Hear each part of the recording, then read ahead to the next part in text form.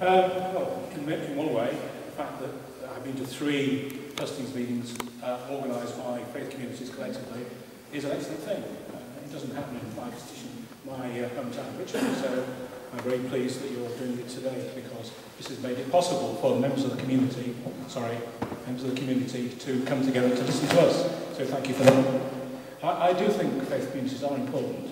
They give an opportunity for people to mix together in a way which may not happen in other circumstances.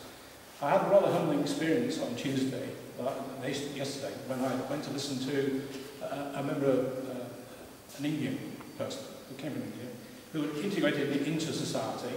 One route he'd taken was to actually join his local church. And that was made it possible for him in many ways to become integrated and play a full part in the community. And he played a very good part indeed. It was a very humbling experience. But that was possible because he joined the church. In other ways, I think it's important because it gives people who may be on the edge of society a route into society, and it's good for that reason. And there are caring members of churches, or people I've met in churches, basically are caring, and that is caring is unconditional, which I think is great, because it does mean that those people who come in who maybe are suffering from some sort of addiction or something like that, there's a route for them to get back in society, mixed with people who will care for them. So that's good. I also think that there's room for faiths to work together, Christian faiths and Muslim faiths and so on. And that is an excellent thing, I think, because that does mean that a bridge is created, a divide is crossed by that interfaith working.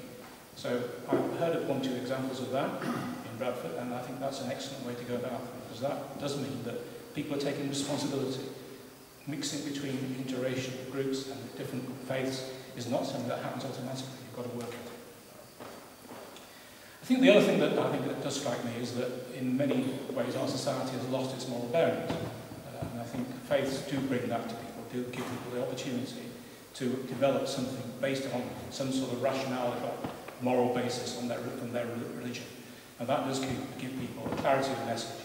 And I think it's good for young people. It may not be with them all their lives, but it gives them a good basis to start with. And therefore, I fundamentally do support very much the faith communities in Bradford. Thank you.